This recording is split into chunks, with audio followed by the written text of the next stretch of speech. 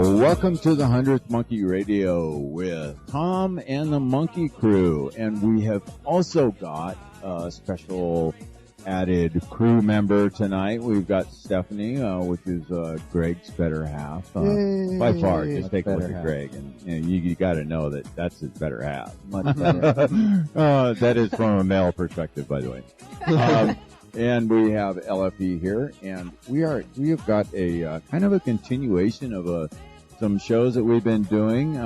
We'll get to that in a minute. I think LFE has a couple of news things he wanted to touch on. Yeah, I got one thing. This week I've had a few different people approach me and talk about this new report that came out about a massive earthquake that's supposed to hit the Pacific Northwest. And we live in the Pacific Northwest on the I-5 border. And they're saying, a huge tsunami, huge earthquake. What month is it? Oh, well, this is July. Hang on. They're saying, yeah, that's about right. Yeah, once a year, at least once a year, that big scare comes out. Yeah, and it's just it was so interesting because everybody that I talked to about it, they came to me with so much fear, and I'm like, well, would you be ready for something like that, or is that something that you can get ready for? Like, well, yeah, I can get ready for that. I said, well, so what's there to be scared of? Is that something that you can change yourself? Is there anything that you can do to prevent it from happening? Well, no, there's nothing I can do to prevent it from happening. Okay, so then why are you still worried about it? If you are prepared for something, and there's nothing you can do to change it but have a positive outlook, then what's there to be scared of? Half the people just kind of, since I didn't go down that path, they just, kind of turned around and walked away. But at the same time, I'm thinking, if you get enough people to believe that stuff, then what's going to happen? Power of creation. Yeah, power of creation. Exactly. And I've seen it quite a bit this week on Facebook too. Different articles talking about a massive earthquake, and I'm just thinking, why, be prepared for whatever happens. You should always be prepared anyways, but be prepared and just keep positive. Don't dwell on fear all the time, and I've seen it being run rampant right now. But I'm just saying, not to see it on Facebook. Just, don't fall into the trap. Right. And like I said, this stuff comes out pretty regularly. There's some big scare thing that comes out and tries to get everybody all worked up. Yeah. And, I kind of look back on my own personal path and where I was when, I started looking at these things and I started following, and not necessarily following, but listening to and researching and reading some of these different people that are out there that are prognosticating, gloom and doom and, especially when you go down that conspiracy trail. Yeah. Right. Okay. You go down that conspiracy trail, and then you're bound to come across one of these people that are talking about the end of the world in some form or fashion. And I'm absolutely amazed at the number of followers that these people end up getting. Fear sells, right? That's our society has been so tuned to the fear element that it's like, and there's a fascination element to it too, that people are like, well, I didn't click on any of the news articles I've seen about major earthquake. I didn't click on it or read any of them. I didn't even look at any of them until today when I decided that I was going to say something about it because I just had enough of people talking about it. It's like, I'm going to say something. So I didn't even look at anything until this morning. And so I looked at the articles, and it's nothing that I hadn't heard before. It's something that I didn't hear, years ago on History Channel. But now it's just a rehashed version of the same story. Yeah, you're overdue. Yeah, it's gonna happen. But it seems like it's, I don't know why people have been coming to me this week talking about earthquakes. But, I'm just saying, you don't have to read that shit. You don't have to, post that kind of stuff. Consciousness creates. Let's create something different. You don't want to have your head in the sand either. Yeah. There are things happening on the planet, geological changes. There's things happening in our skies. We need to be aware of these things that are actually happening, but we definitely need to use our discernment. Yeah. That's and not dwell on it. and not be feared by it, not sit there in a constant state of fear all day long, hashing the same thought over and over again. Right. Yeah, see it as a possibility. Yeah, it's a There. possibility, and if it happens, it happens. There's nothing we can do about it but prepare right now. Yeah. And I think a lot of us have already done that. Oh yeah, I years and years and years ago, I started putting my disaster preparedness kit together. I've got my supply of MREs, and and that's just a smart thing in the world today. That's a smart thing for everybody to do. If you don't have a minimum of 3 days worth of, if you couldn't shut your doors in your house and survive in your house for 3 days with no power and no plumbing, no anything, then you really need to take a look at what you have in your cupboards, because that's just being smart. Yeah. Well, it's about awareness and not fear. Be aware of a situation that could occur, but don't be scared of the situation. Right. There's like that movie says, the difference between fear and danger. Right. Two different things. So anyways. Yeah. So was that all we had in the news tonight? Yeah. I just want to kind of. Yeah. I just want to go on a little rant. Yeah. And well, before we pull our guests in here tonight, and we're gonna start off on this topic. I was out flying my planes this last weekend, and I fly RC planes, and I'm just having a ball with that. It's the first real hobby that I've really gotten into that I can ever remember. Besides, consciousness and spirituality, if you want to call that a hobby, more a way of life. But anyways, I was out flying planes, and when you're flying planes, you're looking up in the sky. And this is, it was probably, 7 o'clock in the morning, and I was flying my plane, and I saw a couple of flashes, really bright flashes in the sky, back way up in the sky, back behind my plane. And I watched them for a second, and my first thought was, well, are those, bird wings that are, flapping down and flashing when the sun hits them? And because they kind of had that cadence that, of a bird flapping. And I watched them for a minute, and they had to have been, if I had to guess, they were, 5,000 plus feet up in the air at least. And they had to have been a couple, 2 or 3 miles distant, linearly straight across from me. And they were really bright flashes, and traveling. If they were at that distance, they had to have been going over 100 miles an hour, way over 100 miles an hour. I kind of suspect they were much farther than even I suspected at that point. And I had a buddy with me flying there, and I was like, "Hey, take a look up there. Is that a UFO?" And his first indication or first response was, that kind of looks like bird wings flapping. I was like, well, look at how high they are, and look at how fast they're going. He goes, well, yeah, I guess they are really high and going really fast. I don't think I know any birds that fly that high. Anyways, so I did see and this was a daytime sighting, and that's the first of that type that I think I've ever saw. So anyways, and plus I was internally getting, it's a UFO, it's a UFO, it's a UFO. It's not, a bird. So anyways, I had my sighting this week, which was awful cool. That's awesome. And, so anyways, on with the show. We have Franco DeNicola back with us tonight, and we've done a couple shows with him already, and I would urge you guys to go back and listen to those. We covered some amazing ground with those shows on talking about the soul and our soul growth, and just so many different elements attached to that. And tonight we kind of wanted to dig into the ET element and how it plays into this life that we are living in. So, Franco DeNicola, welcome back to the 100th Monkey Radio. Welcome. Thank you. Hello. Hi, thank you for having me back. It's a real pleasure to be with you guys again. So Franco, have you heard of a sighting similar to what I just explained? Many sightings are happening all over the world, and it has been accentuated tremendously. There's several reasons that they're happening. Is first of all, one part of it is for us to get more comfortable with them. with their presence. Because the thing is, there could be doubt, and to say, well, that could be a plane, it could be a drone, could be this or that, or like you guys were saying, wings of a bird flapping and so forth.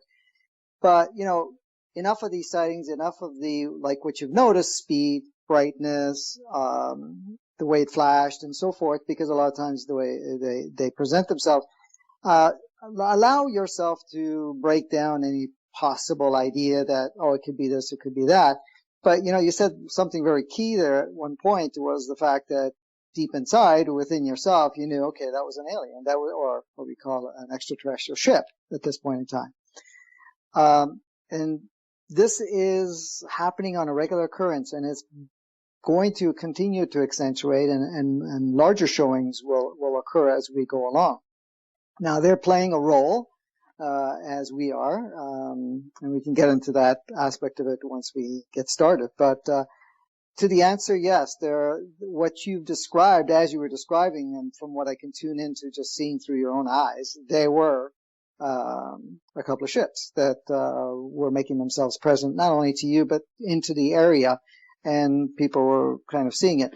Now, a lot of times the pulsing that you see, those are pulses, energetic pulses that they emit, which contradict or basically create an alteration to some of the pulses that the planet might be giving off, or the HARP may be giving off, or sometimes some of the other energies that are being pulsated through satellites and so forth, that are somewhat playing a role in a sometimes detrimental way, sometimes in a more messing things up type of way. So you'll see that, and you'll see not only their presence, but they're actually working, they're doing something. The one thing with the extraterrestrials that are involved with planet Earth, and there's quite a few of them at this time, they're not here to interfere in the sense of our own growth and our own awareness and our own movement forward to self-empowerment. They're not here to be the saviors. They're not here to interfere in what we need to experience and make a shift within ourselves. However, they're complementing in a way so that we do not go off to one side too deeply and create something that we can't get ourselves out of. For example, they have been facilitating in not having another nuclear war occur, because we've had various occasions, and some date back almost 20 years ago, that had it not been some intervention involved, we would have not been here today, even talking about this. So there has been that. I'm not going to go further until you guys direct how you want to go with the show, because it's your show. Yeah. Well, actually, Franco, I got a question just to kind of start off with. Yeah.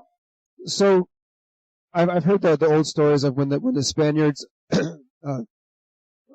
excuse me, when the Spaniards, sailed across the ocean and hit the land, that the natives who were there, they couldn't see the ships that were out in the water, because they had no they never thought about something like that before. They had no conscious awareness of it. Yeah, no reference point to it. Exactly. Yeah. So I'm kind of wondering, when we see these things in the sky flying around, does that translate to us? Like, we have no reference point to these things. So are we seeing, what's actually there, or is it, does it actually look different than what we're seeing?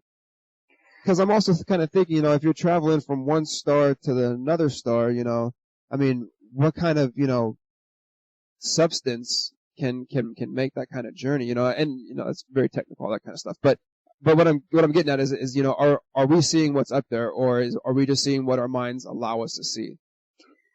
You're seeing what your mind allows you to see. You're depending on your openness and what you've been exposed to, you will see more or less of what is present there.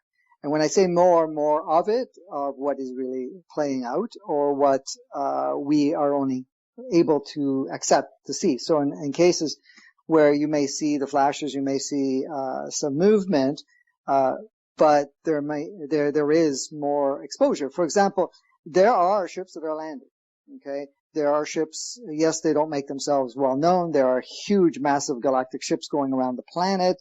which sometimes the satellites do pick up. Of course, they get scrubbed, but depending on how the light deflects it. If you look in the sky at times, you will notice, and pay attention to it because a lot of people have noticed this, and I've been seeing it for years now. But at times you may look in the sky and you may see sections of the sky has no stars, and other sections have stars. And if you pay attention to it, that you'll notice that that section moves, or that it clears up after a while and you can see the whole sky, the stars. Now, I know it's difficult in cities because the amount of light that's reflected off the street lights and the city lights and so forth. But in a lot of areas, you'll notice, and those are ships that are actually blocking the view to the stars, but you're not actually seeing the ship. You just can't see through them because they operate at a certain frequency that the human eye may not pick it up. Now, that doesn't mean that everyone cannot see it, because there's going to be people that, depending on their openness, their frequency, they will be able to see the ship more clearly. And it's the same ones like the ones that do land. Many people may see nothing. Other people may see glimpses of it. Other people will actually see shadows of not only ships, but actually movement that occurs. It all depends. Again, it's like the example you gave. It depends on the state of the person and the openness that they're in. So the amount of information you get to see of what's really happening will be dependent on the person itself. The same way as there's beings on the planet at this time taking human forms, and some are not maintaining the human form totally, and they're not always spotted because in essence they almost blend as normal people. But in essence, if you actually were paying attention, or your eyes were not, or your mind, I shouldn't say your eyes, your mind is not so distracted in the 3D world per se, you would get to see more of it, and that's how it changes. So it relates to the example you gave. Okay, so we covered some vision stuff. Now, what about communications?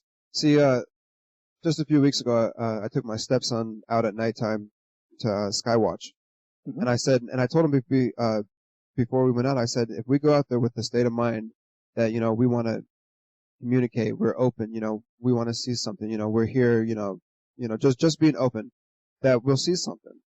And we went out there and we started seeing stuff within the first couple minutes. We both seen the same big flash of light in the sky. We seen things flying over, and I just wonder because anytime I go out at night, if I stay out there for more than 15 minutes, and if I'm consciously asking to see something and being open to it, I'll see something. Mm-hmm. So absolutely. So what I'm kind of curious is, like, how does that? It's something to timing. How do they know when I'm out there? How do they know when to appear? How do they feel my openness and my willingness to communicate with them?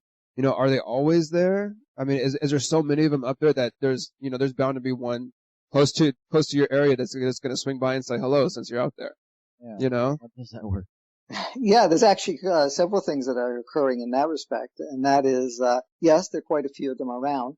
However, there is a level of communication that may be very unconscious to the person, like yourself and your stepson, that you're emanating a readiness and openness so that they can actually teleport from wherever they are on the planet to your area and actually be able to make themselves present.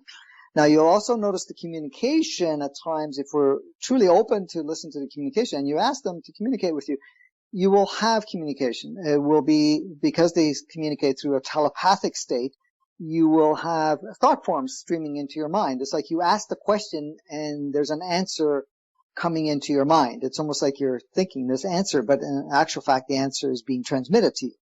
Yeah. So you would be able to communicate in that respect. And we do that all the time. A couple of weeks ago, we went to a center there, and we were in the back. There were a few people, and so the leader of the center there said, can we, I'd like to see the presence of these aliens show up. And I said, well, they're on the property because I've sensed them and I got a glimpse of them. So we all closed our eyes at that point in time, and we just got into a quiet state. We called them over, and then they showed up, and there were 3 Syrians. There was 1 Pleiadian, and then another one that actually was indicating had showed up, right? Because we invited them. We asked them to be there, and they stayed around. And it was interesting because they didn't leave right away. They kind of went into the space. But the person that, we had left after a period of time, the person that runs the center had other interactions with them the next day and so forth. And they go, wow, because we opened the door for them. It's like, okay, they feel that we don't have the fear. And that was one of the key things that we had. That there was, first of all, there was no fear. There was a level of curiosity, but also an openness to be able to communicate with them and have a heart-to-heart kind of sharing or communication at that point in time.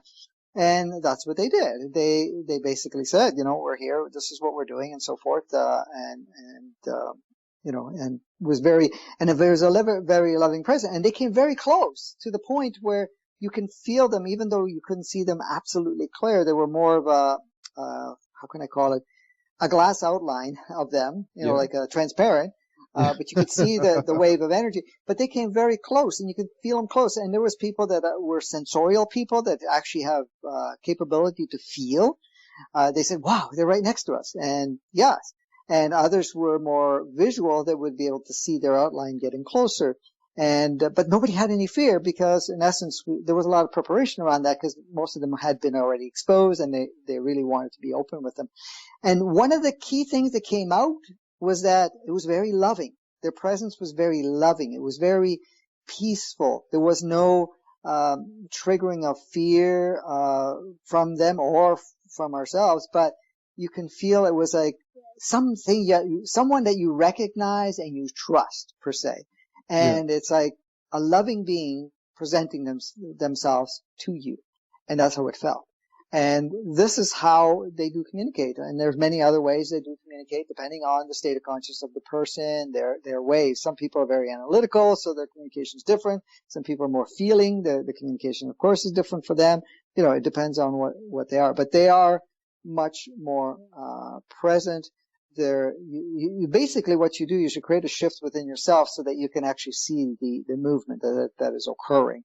And it's the same way with even people that go into a slightly tuned state where they can see layers of planet Earth, like other alternative Earths. I'm trying to think of the word, but anyways, alternate Earths, anyways. But alternate layered scenarios, because all you're doing is basically just adjusting your frequency so that you'll be able to see it, feel, or experience it in some way. Does the dimension of origin have anything to do with their perceptibility? Not quite understanding that question. So, there's talk about, 5th, 6th, 7th dimensional beings. Mm-hmm. Does their dimension of origin have anything to do with how perceptible they are to the human being?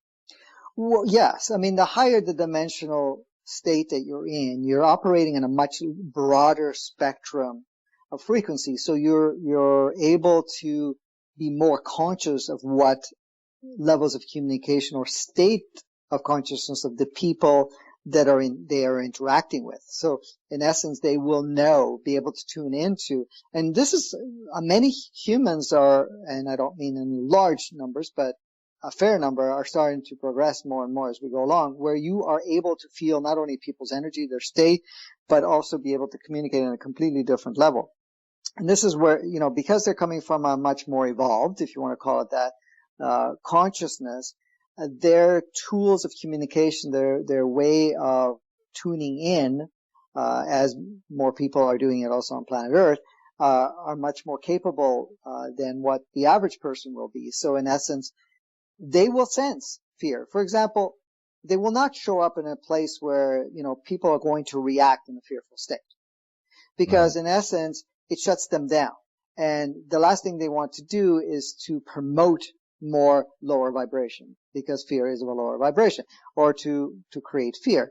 And this is the reason that, even though the so-called hands-off policy have expired the end of 2012 going into 2013, meaning that planet Earth is no longer being isolated as a place to visit, they have been very respectful in regards to their presence, even though they have been around a lot.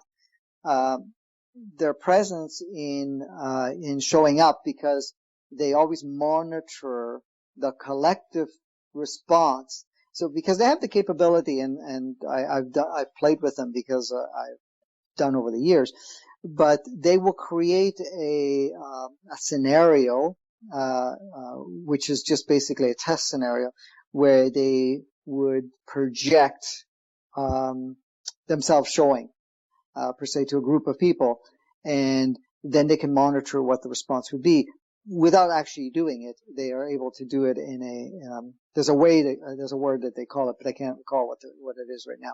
But there's a way to project its presence and then monitor the response. So in essence, a simulation sort of. A simulation. Thank you.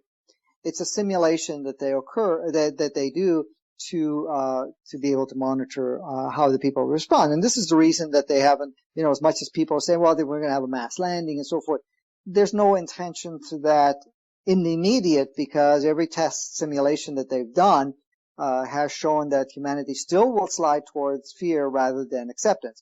The group is growing of acceptance, but the mass is still in a fear state. And you have to understand too, look at the way the world has been projected through the media, through movies and so forth, that, knowing that there's, this brotherhood, or what you want to call our brother sister souls, that are in different physicalities, that are from our galaxy, that are interacting with us, in preparation. Look at all the different movies and all the different layers of information that has been transmitted through the media, where to create or promote, anyways, the idea of a response of fear that, they're going to come here and cause a problem, or, try to take over the planet. Look at how many movies are out there, about their interaction with them and not being pleasant, and that we have to fight them and so forth, which this, again, is the media's idea of, the old operating system of creating fear of something that is really not to be feared, because in essence, they're not coming here and I can't say there haven't been beings in the past, some thousands or hundreds of years or thousands of years, that their intention was less than good. When I say good, in meaning for the highest order of humanity, not on a perceptional first level where it was really more to create a compromisation. But again, the compromisation was still to allow humanity to self-empower anyways, but the intent wasn't quite, for self-empowerment. It was more to create a disempowerment, which is still playing out on the planet. And, we have still a lot of people that are in the so-called driver's seat of what the collective way of being in the different levels of institutions, governments, and hierarchies of what you can call controlling families and so forth. They're all still working under those particular mandates. But again, at the same time, the intent of that time is very different to the intent now. The intent now is to facilitate and to assist in one way or another, rather than create any harm to humanity. Now, we are being monitored, per se, so that, beings that are less evolved, that are still scavengers, that are, traveling through the galaxy, that are looking for planets to play with, because we're still in a vulnerable state, if you want to call it that, because we're still not very consciously aware, and we're working on it, or moving forward, that they're not allowed to get anywhere close to interfere with humanity in any way, because it's the push right now. And as much as they're on a galactic scale, there was a huge stimulation that has been agreed, that has started 27 years ago, that the key components started 27 years ago, and then started to change the way the operating system of the planet was going. But the main new stages that have come in was into 2013, 14, and 15, and so on, where even more stimulation of progress. Because one of the test simulations that had occurred, and I know I may be getting off topic here, but in essence, it's still kind of tied in. One of the simulations that occurred several years ago was to see if the hands-off was completely off, where no stimulation was occurring, to see how far humanity would get in actually evolving or shifting from a third going into a fourth and fifth and much more conscious state. And every scenario, every simulation that was done, they never would make it, because in essence they would destroy themselves, destroy the planet or whatever. And when I say destroy the planet, change the operating system or the environment enough to not sustain humanity. The planet itself will always be fine, because the planet has its own consciousness and is always regenerating. But in essence, to create an environment. But even if those were pulled out of the equation per se, then each simulation showed it would approximately take another 200 years before humanity would actually go anywhere near to what we're heading now within a few years. So that's when the stimulation was occurred, where the operating system was being altered within ourselves. And you notice how many people are awakening, how many people are shifting, how many people are starting to realize what's going on, and how many people are feeling different, and their physicalities are changing, the planet's changing, everything is starting to feel much more unstable in the control structures and everything else that was put in place that, we called, our way of life. Let's call it that. Yeah, society. That's a good way to put it. So status quo. Oh, sorry. Yeah. I have another question. So, I've been experiencing great changes from within, and I told you, that I saw a black angel in their ship and everything, and so a little bit before then, I started dreaming more consciously and stuff like that, and my daughter did too, and so now I have these moments of clarity, and they're so beautiful and so peaceful, and I realize that I am all and that I am nothing, and then all of a sudden, boom, gone, and I feel like I've been dropped like a hot potato, and I'm all alone, and I've been having a lot of dreams. I had this one dream. I was talking to a giant angel, but this one wasn't black. This one was like golden light. And it was big. It was tall, because I remember looking up, and it told me that I was going to have a new planet, and that there would be 5 moons, and it showed me 3. I could only see 3, and that's it. And so, but I guess my main question is, I have some insights, but not even close to consistent or where I can maintain, that connection, and it's frustrating, but it's exciting and beautiful at the same time. And so what to do, how, I don't even know. I didn't know this could happen. Well, what you've gotten was a taste of that higher aspect of yourself, the true essence of who you are, the beingness that you are having this human experience. Now, the thing is, you're getting a taste of it. You're also getting, not only a taste of it, but you're actually getting a view of the potentialities, the possibilities, and the directions that we have the opportunity to head into that, so that it keeps you on track to say, well, because, this is kind of the question that comes up. People ask me all the time, well, looking at the world the way it is right now, there's no way it's going to change. Okay, things are changing in one way or another, but not enough to create a nirvana, to create a world which matches, the state of consciousness that we want to go into. Well, at the mind level, of course not. It's not going to look that easily, but, like what you've been downloaded and what you had experienced through in a dream state, or even in an altered, layered dream state, where you were actually in etheric and also dream state at the same time, you were able to connect and to, see that you are everything and anything, and nothing at the same time. When you say nothing, meaning that I am not of any form or any designation but I am pure potentiality, having just this one experience, right? And this one experience is not limited by any means, except for the mind level. So when you do get that, that is to really spark you and ignite that part of you within you. Then when you're dropped, like you said, basically you step back into the mind world and the old programs, which at that point in time has already created an alteration within it, and it's for you to kind of move through the old programmed way of seeing the limited 3D world or your limited viewpoint of what you've seen on a human perspective, and start introducing more of the grander perspective that you are. So right now, this is the one thing, is that we need to finish off, wrap up our operating system, basically our stories, our programs, our belief systems, because as you complete them, as you release them after you've learned what you needed to learn and gained the experience from it, then they start to dissolve. And as you dissolve, your frequencies increase, because the old 3D stories, programs, beliefs, and perceptions that you've taken on through your journey, and there's no problem with that, have, lowered your vibration and lowered your viewpoint. So you actually, even the way you can tune in and be able to see things and so forth is limited.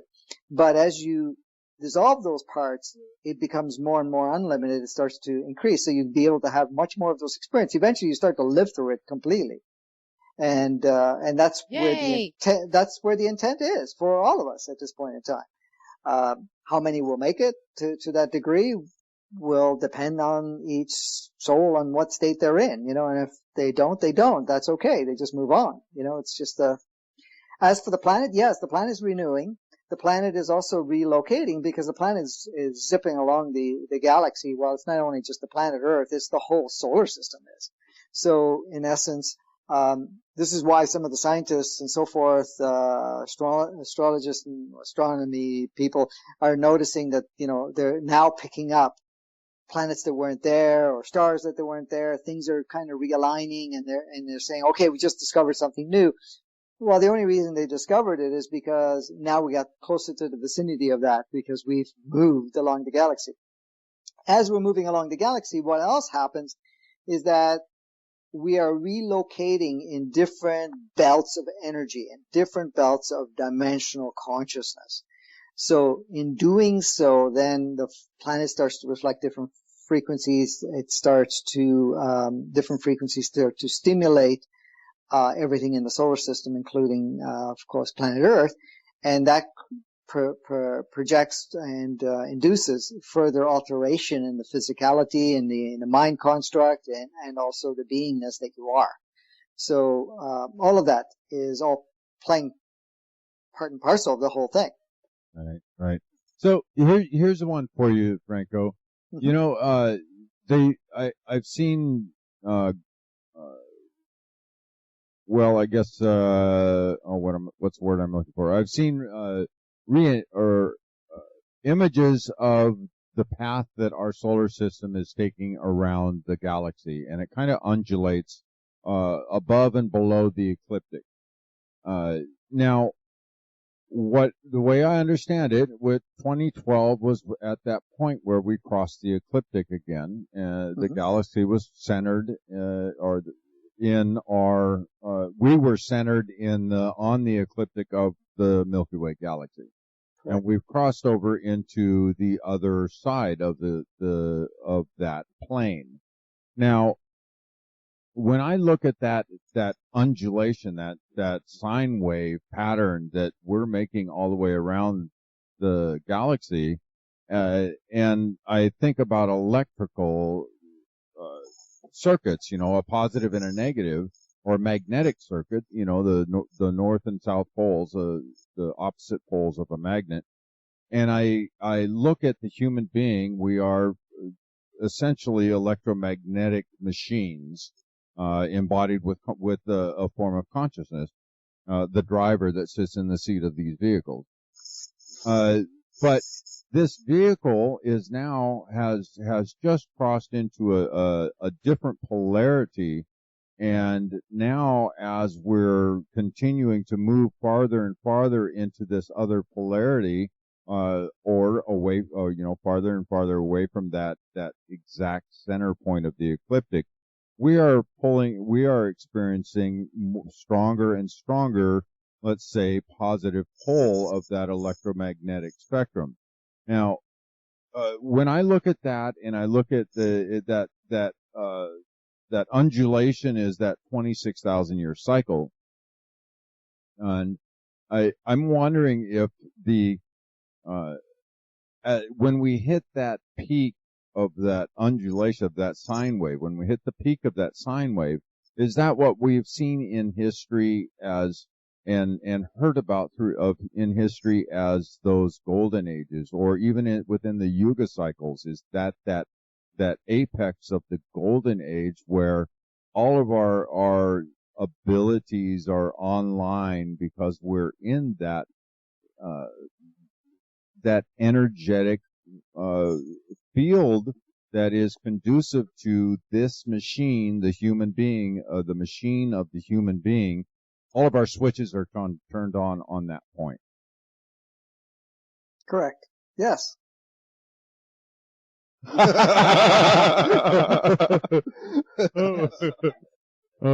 Okay. All right. And there's all this preparation being done as you're moving along. That's why the machine is being retooled, retuned, and the adjustments, also the mind level is being, which is the computer, because the physicality is just a vehicle. The mind's the computer.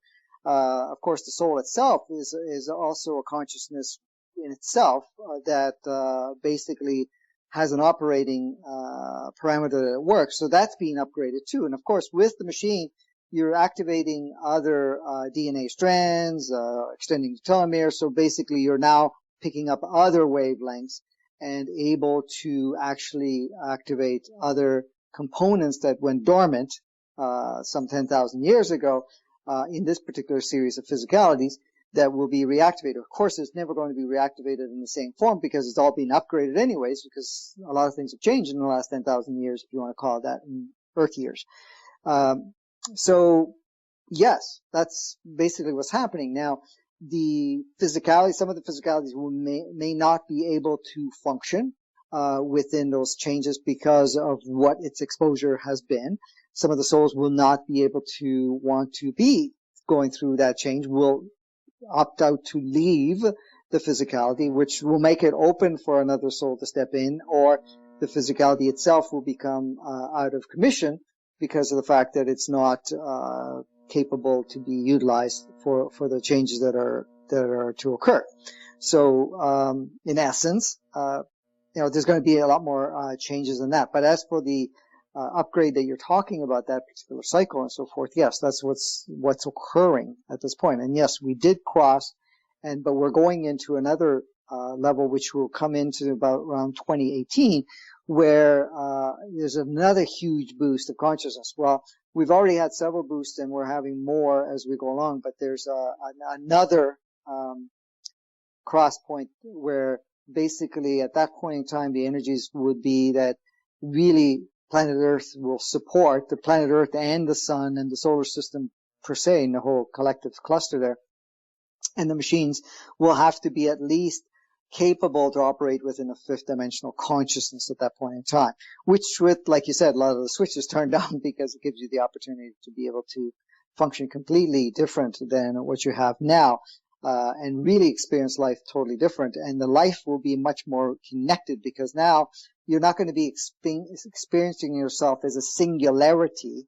You're going to be experiencing yourself on a collective scale, and the collective goes with the connection with each and every soul on the planet in a physical form, but also a connection with non-form. You're also connecting with other beings within the planet, being in the inner planet, with the different ones in the solar system, but also the animal kingdom, the oceanic kingdom. Of course, you're going to be connected to the consciousness of the planet itself and all nature and so forth. So your body becomes a receptor for multi-dimensionality inputs at the same time as the DNAs are being reactivated, because each of these DNAs are interconnected to a particular race. You will be able to also stream different races because the combination of the human machine is made up of a genetic manufacturing of consciousness from a dozen different species combined, which created the human experience, or the human machine that you called it. So as those get activated, then you'll be able to actually experience yourself much more in connection with the other beings. So when they make themselves more present at that time, they'll feel close to you as a brother that you've known all your life per se, and there will be no fear, but there will be just a loving exchange that will occur in when I say exchange of consciousness, exchange of energy, a change of perceptions and so forth. May I ask another question real quick? Sure. Orion's belt. I just that's like a radio turned on in my head and said Orion's belt. So where, who, what is, where does, who, you know what I'm trying to say. What's going on there? What, does Orion's belt have any significant play in what's going on right now? Yeah. Thank you. It does. It does, because as you're entering within that Orion's belt, I mean, there's another spectrum of frequency that's in there, and it's another huge activational point within our own physicality and also on a planetary level. So everything actually plays a role, and there's no mishap of saying, well, we're going into this just for the sake of just passing by.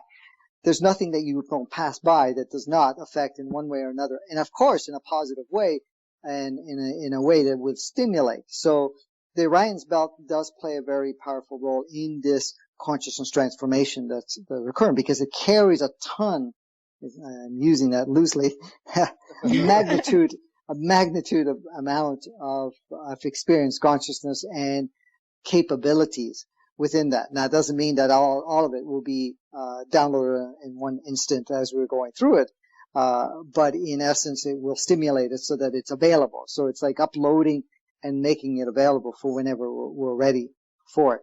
It's also a welcoming, at that point, it's a preparation of a welcoming back into the family too, which is the galactic family, because we have been kind of isolated from the galactic family, period. And that has gone on for 10,000 plus years. And it's just the re-entry now has started into the 2013 range, where we are being welcomed back into the galactic family, where, we're no longer quarantined, or which was one of the things that had occurred, or isolated because of the fact that the energy, the frequencies that we were working in, the state of consciousness that we were working was going to disrupt what the rest of the planets in the galaxy that were closely aligned with us didn't want any interference to take place. And then the quarantine or the isolation that occurred was to see as an experiment to say, okay, if it's disconnected from the family, per se, let's see what happens with the consciousness of humanity. Now, the souls are coming in and out, and the souls that are coming in and out are, of course, coming from other planets, are coming from different levels of consciousness and experience and so forth, that may have had some human lives, some may not have had human lives, and so forth. So that's the only input that was allowed to come through,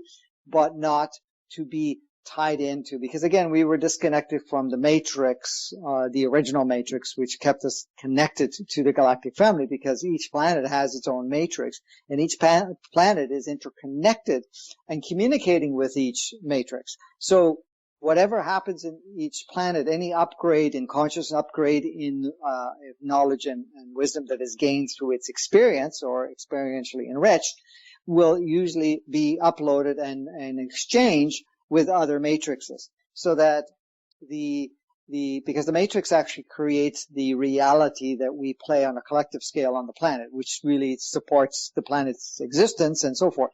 But then, of course, there was an alternate and superimposed backward matrix that was put into place. So when that occurred, it said, okay, let's see what happens with this experiment. Let's see what humanity can do by keeping them isolated and not to keep them into the in line, because they're not in line anyways. So even though the matrix, the original matrix, is being upgraded, but planet Earth was not interfered with and just allowed to be. Now, that doesn't mean that we had no presence, because the presence have been here for thousands of years, in and out all the time, monitoring and making some adjustments, but not massively enough to alter where things were going to go. So going through this undulation cycle, and we're on this new, upward or downward swing, whatever it is. Mm-hmm. Now, do you think that's why the quarantine was taken off? Was because we're already going into this new energy field? So by default, the quarantine would have to come down anyways. Do you think it was planned out kind of like that, to where, this planet would be quarantined until it gets, until they change, or at least until it gets into this new energy cycle. Exactly. It was whatever came first.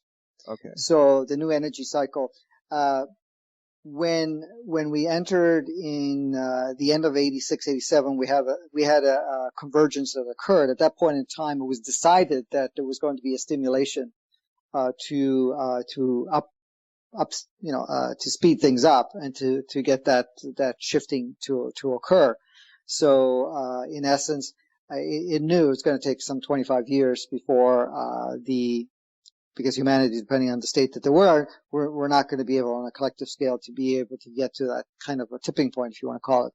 So in essence, it gave time for them to, then that's why the quarantine got lifted at that point in time, saying, okay, now they've reached at least this minimum state. Had we evolved before that without plan B sort of thing, where you create stimulation to change your induced upgrade, energetically and otherwise. So if we had done it, then it would have been in place some time ago. The quarantine would have been lifted a long time ago. But because it didn't happen that way, then it was really the alignments, the energy field that went through, and the stimulation that occurred that brought us to the point where the quarantine can be removed. Right.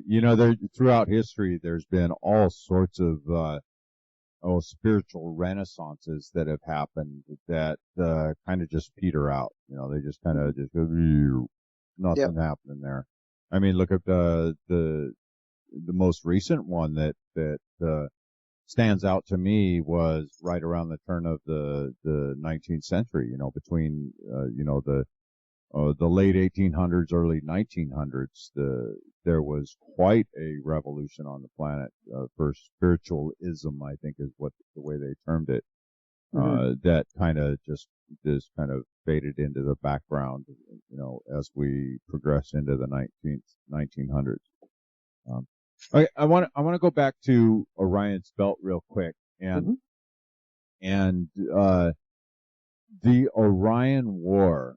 There's a lot of material out there about the Orion War that 100,000 years ago, 150,000 years ago, there's several numbers that have been put out there as far as when this transpired. And I'm curious, I'm sure you're familiar or somewhat familiar with it, and I'm curious of what kind of effects that plays on the situation here on planet Earth. Well, you're saying now that we're in there, because again, the wars have all been wiped out, and there's a higher level of consciousness that. Right, but I'm talking about the effects that war had on our progression or if it did or did not have any real effects on what's happening on planet Earth. Well, it did, because again, the wars were all about power struggles. So in essence, the wars extended to many of the planets, and planet Earth being so, how can I say, very, very naive per se at that point in time. It became that energy of war, power, control, domination, and who's in charge of who, and hierarchy and all of that stuff was carried on. It actually, because of that wave that was going through, and planet Earth being in that state because of the alteration in the operating system, it just stimulated. And look at how long it lasted. I mean, we're still doing it today. We're still in war. We're still, fighting each other. We're still looking for enemies or allocating enemies, because it really doesn't exist. It's saying, okay, well, they're the new flavor of the month, and they're our new enemies, or they're the new terrorists, which is all the same idea. But in essence, it has prolonged and stimulated humanity to not give up so easily the war machine. The whole idea that we need to fight and kill each other and take advantage of each other, or that we need to be controlled and so forth. So that was the main theme in the Orion times, which were, started off some 150,000 years ago, and progressed until about 100 or so thousand years ago. And there's still some cleanup that occurred, many thousands of years later. But at the same time, that consciousness was out there. And while those energies were going through, planet Earth picked it up. And then because it got quarantined, it actually remained. It just stayed there. And it continued to any of the beings that were still carrying, because there were still beings that were coming on planet Earth that still carried that energy, that state of consciousness, and it stimulated the ones that were very unconscious to continue to perpetuate it, and they're still doing it today. They're not present anymore, but the ones that were stimulated to do so are still playing with the game. But the game is still, it still has a positive aspect to it, because in essence, it's pushing us further and further into coming to a point where we get saturated from the war mentality and separation mentality to one of unity, which basically is supporting one another and creating an environment that supports all other aspects of ourselves, So it's like the body. The body's made up of a lot of cells, how many trillions of cells it has. Some claim 150 trillion, some say 100 trillion, some say 50 trillion. But, the amount of cells that are in the body, each cell plays a role in the body. I mean, the cells, when they're communicating and working in unison, the body is in vibrancy, is in health, and actually operates in its pristine state, will be able to also manifest, create much more consciously and much more effectively than haphazardly. So, in essence, the realization that comes about this is that we can keep killing each other, keep playing this game, but realistically, who's winning? No one wins, because nobody can actually experience true peace unless we get into that state of peace where we're not fighting each other anymore. And that's the realization more and more people are getting to at this point in time. And when we get to that point, then of course that whole consciousness, that whole energy of war, the energy of hatred, the energy of judgment, the energy where we have to take over, control, have this illusionary power dissolves, because it's no longer necessary. Right. When we start realizing we haven't been fighting somebody else, we've been fighting ourselves. Yeah, exactly. Yeah. Perfectly said. Yeah. And the thing is too, people say, well, what happens, the negative roles that they're playing? They're playing just a role like you're playing a role. Everybody's had the opportunity to play negative and positive roles. And, everybody to one degree or another plays a negative role regardless, right? Right. But at the same time, we have the capability of playing the positive role. But a role is a role. And, I've had people, it's interesting over the years, I've had even people that were very religious and saying, well, they're all sinful and so forth. And even people that, from priesthood or whatever it is, and turning around and saying, especially if they were a little bit more conscious about reincarnation and so forth of that nature. And I said, well, I can tell you right now, you've had hundreds or thousands of incarnations, and you've played a variety of roles, male, female. You've played warriors, and you've played the peacemaker. You've played, the victim, the victimizer. You've played, all types of roles. So even if you took the analogy that you're preaching today, where if you do something bad, of course there's this whole thing about karma, or this whole thing about going to hell or something of that nature. I said, well, everybody that's on the planet at this point in time has played a negative role no matter what, at least once, but if not hundreds of times, if not more even that. And I said, then if that was the case, everybody would be in hell. Exactly. And then everybody's also played the good role, or the role of the saint, or whatever you want to call it, as perceptionally, labeled. Then everybody would be in heaven. Of course, nobody would be here. Or any place else. So I said, that analogy doesn't work at this point in time. We could believe it and create an ideal around it, but it doesn't work that way. Right. So, Franco, we have burned this hour up really quick. It just flew by. Yeah. So would you share your website and what you got coming up here for the rest of the summer? Okay. So my website is www.francodenicola.com. It's all one word, no spaces in between. So it's just my name. And we have a couple of retreats coming up. One's coming up on the 21st, 22nd, 23rd. I will confirm the dates exactly. There will be information sent out. So if you register on the website to get notifications, like joining the community, you will get email notifications. If not, just check time to time on the website, or there'll be postings on my Facebook pages, which I have a public page and a personal page, of upcoming events and so forth. So there are 2 retreats. One, the next retreat that's coming up is about really clearing yourself,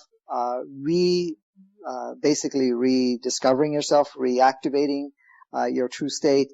And it's really an opportunity for people to connect with one another, but also to do some work within themselves. Now that's here, of course, in the Toronto area, but it's not right in the city. It's in one of the smaller towns away from the city. We will be recording it and making it available also for people to be able to access it online at some point. We won't be able to live stream this one because where we're having it is very remote and there's really very rare internet connection. There's another one that's also up north too, which is about 3+ hours away from Toronto itself. That's coming up. We also have radio shows and so forth. They'll be coming up in the fall. So just by registering, you'll get to know all the things that are coming up. You'll get notifications of various events. Now, if you go to my website also, you'll have access to tremendous amount of resources that are there from not only different shows, different online stuff, but also the things that we have done live that are recorded. You also have different types of meditations and also processes that will help you through various challenges that people may have, along the way. There's more being put up every day, or I shouldn't say every day, but on a constant basis. There's actually new material to be coming in, and especially coming into the fall, there's much more that will come along. So, anyways, that's so much for what's coming up on my end in regards to different events and so forth. Oh, fantastic. Yeah, I would definitely urge everybody to go over to the website and check it out. There are just a ton of resources there for you to tap into. So, So we're going to continue on in the second hour and, keep digging into this. All this kind of stuff. I kind of hesitate to call it the extraterrestrial element, but, there's what's the right word? So some type of condemnation behind it. Yeah. Maybe what we would perceive as the outside influences element. Yeah. I'd like to talk a little about in the next hour about, what's happening now and, what's the different experiences now that are happening and coming through, Right. And we can even play with some of the West Coast stuff too, to kind of play with some of that stuff that's going on. All right, so everybody out there, thank you so much for listening. And if you're listening out there on the YouTubes, the Vimos, the iTunes, or wherever this audio lands, and you want to check out the second hour, I would urge you to go over to www.the100thmonkeyradio.com and check out the almost 6 years now of shows that we've got over there. So we will see you in hour 2. Condemnation without investigation is the height of ignorance. Change the way you look at things, and the things you look at change. How do you wash your sweet potato? Namaste.